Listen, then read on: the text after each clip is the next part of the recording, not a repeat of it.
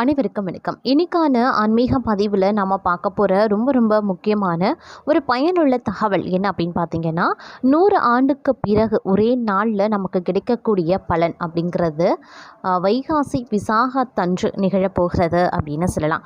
அதாவது ஜூன் மாதம் 9ஆம் தேதி திங்கட்கிழமையோடு வரக்கூடிய வைகாசி விசாகத்தன்று நாம் இருக்கக்கூடிய விரத வழிபாடுகளில் அதீத பலன்கள் நமக்கு கிடைக்கப்பெறும். அதாவது 100 ஆண்டு பலன் நமக்கு ஒரே நாளில் நம்மளால் அடைய முடியும் அப்படின்னு சொல்லலாம்.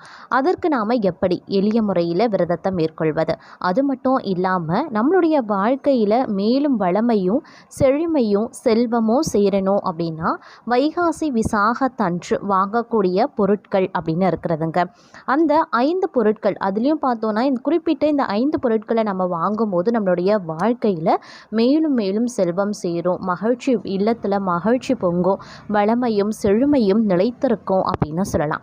அந்த வகையில் பார்க்கும்போது அந்த 5 பொருட்கள் என்னவாக இருக்கும், நாம் எந்த நேரத்தில் அந்த 5 பொருட்களை வாங்கிறது, அந்த 5 பொருட்கள் என்னென்ன, அதை வாங்கிறதுனால நமக்கு கிடைக்கக்கூடிய பலன்கள் என்ன, வைகாசி விசாகத்தன்று நாம் எவ்வாறு விரத வழிபாடுகளை எளிமையான முறையில் இருந்து முருகப்பெருமானினுடைய பரிபூரண அருளையையும் கருணையையும் பெறுவது அப்படிங்கிறத பற்றியும் இன்றைக்கி வீடியோவில் நாம் தெரிஞ்சுக்க போகிறோம். ஸோ இந்த பதிவு உங்களுக்கு மிக பயனுள்ள விகிதத்தில் இருக்கும். வீடியோவை ஸ்கிப் பண்ணாமல் கடைசி வரைக்கும் பாருங்கள். வீடியோக்குள்ளே போகிறதுக்கு முன்னாடி இது வரைக்கும் நீங்கள் நம்ம சேனலை சப்ஸ்கிரைப் பண்ணலை அப்படின்னா உடனே சப்ஸ்கிரைப் பண்ணிக்கோங்க. அப்படியே பக்கத்தில் இருக்கக்கூடிய நோட்டிஃபிகேஷனுக்கான பெல் பட்டனையும் ப்ரெஸ் பண்ணிக்கோங்க. சரி நேயர்களே, வாங்க வீடியோக்குள்ளே போகலாம். வைகாசி விசாகம் அப்படிங்கிறது முருகப்பெருமானின் அருளையும் வேண்டிய வரங்களையும் பெறுவதற்குரிய மிகச்சிறந்த நாள் அப்படின்னு சொல்லலாம். இந்த நாளில் சில குறிப்பிட்ட பொருட்களை வாங்கி வீட்டில் வைக்கிறதுனால நவக்கிரகங்களில் செல்வத்தை அருளக்கூடிய சுபக்கிரகங்களினுடைய அருளையும் பெற முடியும். இதனால் வீட்டில் செல்வம் சேர்ந்து கொண்டே இருக்கும் அப்படிங்கிறது ஐதீகம். வைகாசி விசாகம் முருகப்பெருமான் அவதரித்த தினமாக பார்க்கப்படுது.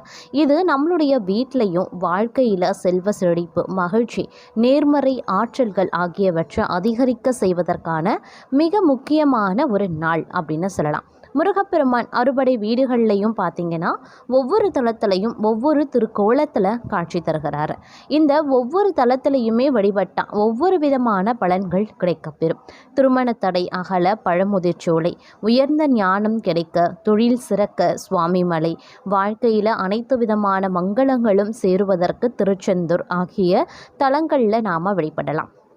அதே போல் வாழ்க்கையில் செல்வம், செல்வாக்கு, வருமானம் பெருக வேண்டும் அப்படின்னா பழனி முருகனைத்தான் வழிபட வேண்டும். வாய்ப்பு இருக்கிறவங்க வைகாசி விசாகத்தன்று பழனிக்கு சென்று முருகப்பெருமான தரிசனம் செய்து விட்டு வரலாம். முடியாதவங்க வீட்டிலேயே எளிமையான விரதம் இருந்து முருகப்பெருமானை வழிபாடலாம். அதே மாதிரி காலையில் ஒரு பொழுது உணவு சாப்பிடாம தண்ணீர் மட்டும் எடுத்துக்கொண்டு மதியம் சர்க்கரை பொங்கல் செய்து முருகனுக்கு படைத்து விட்டு அதை நாமும் சாப்பிட்டு விரதத்தை நிறைவு செய்து கொள்ளலாம். வைகாசி விசாகத்தன்று கந்த சஷ்டி கவசத்துடன் சேர்ந்து கந்தகுரு கவசம் பிரயாணம் செய்வது மிக மிக சிறப்புக்குரியது அப்படின்னு தான் சொல்லணும். அதே மாதிரி கந்தகுரு கவசத்தை கேட்பது, பிரயாணம் செய்வது இரண்டுமே சிறப்பானது. இது எதுவுமே சொல்ல முடியாதவங்க முருகனின் ஏதாவது ஒரு மந்திரத்தை சொல்லலாம். அதாவது ஓம் சரவண பவ அப்படின்ற மந்திரத்தை சொல்லலாம். அல்லது முருக மந்திரங்களையும் நம்மளுடைய தேவைகள் அல்லது வேண்டுதல்களை ஒரு காகிதத்தில் எழுதலாம். இது ஜாதகத்தில் 3வது இடத்தை வலுப்படுத்தும். 3ஆம் இடம் அப்படிங்கிறது தைரியம், வீரியம், உடன்பிறப்புகள், எழுத்து, பேச்சு, தகவல் தொடர்பு இது எல்லாத்தையும் குறிக்கக்கூடிய ஒரு இடம் அப்படின்னு சொல்லலாம். அதே மாதிரி வைகாசி விசாகத்தன்று பார்த்தோன்னா துவரம்பருப்பின் மீது சிவப்பு திரி போட்டு 6 நெய் தீபங்கள் ஏற்றி முருகனை வழிபடுறது அப்படிங்கிறது மிக மிக சிறப்புக்குரியது. இது வீட்டில் செல்வ வளத்தை பெருக செய்யும். செவ்வாய் மற்றும் செவ்வாய்க்கு அதிபதியான முருகப்பெருமானின் அருளையும் பெற இந்த விளக்கு அப்படிங்கிறது உதவும் அப்படின்னு சொல்லலாம். அதே மாதிரி வைகாசி விசாகத்தன்று வாங்க வேண்டிய பொருட்கள் அப்படின்னு பார்த்தோன்னா ரொம்ப ரொம்ப முக்கியமான ஒன்றுங்க. அதாவது வைகாசி விசாகம் அன்று மாலையில் குறிப்பிட்ட சில பொருட்களை சிறிதளவாவது வாங்கி வீட்டில் வைக்கிறதுனால வீட்டில் நன்மைகள் அதிகம் நடைபெற துவங்கும். வீட்டில் இருக்கக்கூடிய சக்திகள் பெருக துவங்கும். என்னென்ன பொருட்கள் அப்படின்னு பார்க்கலாம். அதில் பார்த்தோன்னா கல்லுப்பு வாங்கும்போது மகாலட்சுமியுடைய அம்சம் நிறைந்து காணப்படும். அதே மாதிரி துவரம்பருப்பு வாங்கலாம். துவரம்பருப்பு வாங்கலாம். அப்படி இல்லைன்னா நாட்டு சர்க்கரை வாங்குறது அப்படிங்கிறது குரு பகவானினுடைய அம்சம் நிறைந்தது. குரு பகவானினுடைய அருளை நமக்கு முழுமையாக பெற்றுத்தரும். அதே மாதிரி வெள்ளை சர்க்கரை வாங்கும்போது சுக்கிரனினுடைய அம்சமாக விளங்குவது தான் வெள்ளை சர்க்கரை. அதனால் வெள்ளை சர்க்கரையையும் நாம் வாங்கலாம். அன்றைய தினத்தில் பால் கூட நாம் வாங்கலாம். அதே மாதிரி பூஜை பொருட்கள் வாங்கலாம். பூஜை பொருட்கள் எந்த பூஜை பொருட்களாகவும் வாங்கலாம். அதிலும் நம்ம குறிப்பாக சொல்லணும் அப்படின்னு பார்த்திங்கன்னா சந்தனம் வாங்கலாம், பச்சை கற்பூரம், ஏலக்காய், விரலி மஞ்சள், கிராம்பு, இது எல்லாமே வாங்கலாம். இதில் உங்களுக்கு எது வாங்க முடியுமோ அதையும் ஏதாவது ஒரு பொருளாவது நம்ம வாங்கலாம். இந்த பூஜை பொருட்களை ஏதாவது ஒன்று கூட வாங்கலாம். இல்லை இது அத்தனையும் வாங்க முடிகிறவங்க வாங்கலாம். இல்லை எவ்வளவு பூஜை பொருட்கள் வேணுமானாலும் அந்த நேரத்தில் நாம் வாங்கலாம். இந்த 10 பொருட்கள் தவிர முடியும் அப்படிங்கிறவங்க 8 கிராமில் வெள்ளி வாங்கி வீட்டில் வைக்கலாம். இது சுக்கிரனை வசியம் செய்யக்கூடிய முறை. அதோடு இல்லாமல் 6 வெற்றிலைகள், 3 பாக்கு ஆகியவற்றை முருகனை படைத்து நாம் வழிபடலாம். இது அதிர்ஷ்டத்தை தரக்கூடியதாக இருக்கும். அதே சமயம் வைகாசி விசாகம் அன்று எண்ணெய் வகைகள் வாங்குவதை முற்றிலுமாக தவிர்த்து கொள்ளுங்க. வைகாசி விசாகம் அன்று நாம் எண்ணெய் சம்பந்தப்பட்ட பொருட்களோ அல்லது எண்ணெயை நம்ம வாங்குறதோ வைத்து கொள்ளவே கூடாது. மற்ற பூஜை பொருட்களில் கூட அகல் எண்ணெய் அப்படின்னு சொல்லிட்டு விற்பாங்க. ஒரு சிலர் பஞ்சதீப எண்ணெய் அப்படின்னு விற்பாங்க. அது எதுவுமே எண்ணெய் சம்மந்தப்பட்ட எந்த ஒரு பொருளையும் எந்த ஒரு விஷயத்தையும் நாம் வாங்கக்கூடாது வைகாசி விசாகத்தன்று. பூஜை பொருளாகவே இருந்தாலும் எண்ணெய் சம்மந்தப்பட்ட பொருட்களை வாங்காதீங்க. எண்ணெய் வகைகளை வாங்குறதையும் அன்றைய தினத்தில் நாம் தவிர்ப்பது அப்படிங்கிறது ரொம்ப ரொம்ப முக்கியமான ஒன்று. இந்த பொருட்கள்லாம் வாங்க முடிகிறவங்க கண்டிப்பாக வாங்குங்க. இது வாங்கும்போது நம்மளுடைய வீட்டில் செல்வம் பெருகி கொண்டே போகும். அது மட்டும் இல்லாமல் ஒவ்வொரு விஷயத்துலேயும் பார்க்கும்போது நமக்கு அதீத நன்மைகள் கிடைக்கப்பெறுவதற்கான வாய்ப்புகளும் இருக்கப்பெறுகிறது அப்படின்னு சொல்லலாம்.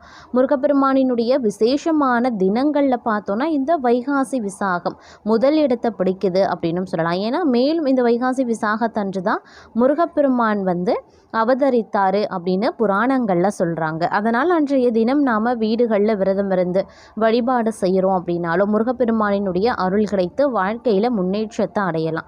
அதோடு முருகப்பெருமான் அவதரித்த வைகாசி விசாகத்தன்று நம்மளுடைய குடும்பங்களில் செல்வம் பெருக வீடுகளில் பொருட்களை பற்றி முக்கியமான பொருட்களை வாங்கணும்னு சொல்லியிருக்கும் போது அந்த பொருட்களையும் நீங்கள் அந்த நேரத்தில் வாங்கும்போது அதீத நன்மைகள் கிடைக்கப்பெறுங்க. அதே மாதிரி வைகாசி விசாகத்தன்று முடிஞ்சவங்க கட்டாயம் முருகப்பெருமானினுடைய ஆலயம் சென்று வழிபாடு செய்கிறது அவர்களுடைய வாழ்க்கையில் மிகப்பெரிய மாற்றத்தையும் முன்னேற்றத்தையும் கொடுக்கும். முடியாதவங்க வீடுகளில் இருந்தபடியே விளக்குகள் ஏற்றி வழிபாட மேற்கொள்ளலாம். அதோடு முருகனினுடைய மந்திரங்களை சொல்லி வழிபாடு மேற்கொள்ளும் பொழுது நமக்கு வாழ்க்கையில் உண்டான தோஷங்கள் அனைத்துமே விலகுங்க. அதிலும் பார்க்கும்போது அன்றைய தினத்தில் மாலை நேரத்தில் தான் இந்த பொருட்கள்லாம் வாங்கணும். காலை நேரத்தில் வாங்க வேண்டாம். இந்த பொருட்கள் எல்லாமே மாலை நேரத்தில் நீங்கள் வாங்கக்கூடிய பட்சத்தில் அது உங்களுக்கு அதீத நன்மைகள் சேரும் அப்படின்னு சொல்லலாம். மறுபடியும் சொல்கிறேன், என்ன மாதிரியான பொருட்கள் வாங்கலாம் அப்படின்னு.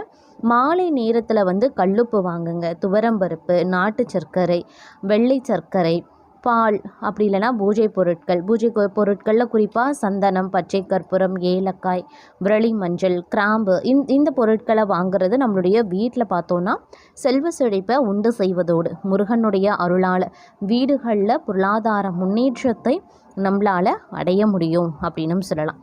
அதே மாதிரி வைகாசி விசாகத்தன்று பார்க்கும்போது எளிய முறையில் நாம் இருக்கக்கூடிய விரத வழிபாடுகளுக்கு அப்படின்னு நிறைய விஷயங்கள் இருக்கிறது. காலையிலே எழுந்திருச்சு முருகப்பெருமானை எண்ணி நாம் விரதத்தை மேற்கொள்ளணும்.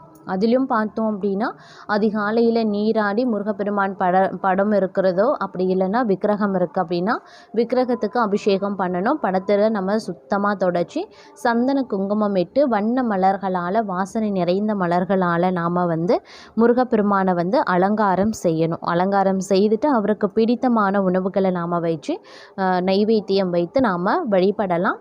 ஒரு சிலர் காலையிலேருந்து மாலை வரைக்கும் உபவாசம் இருப்பாங்க.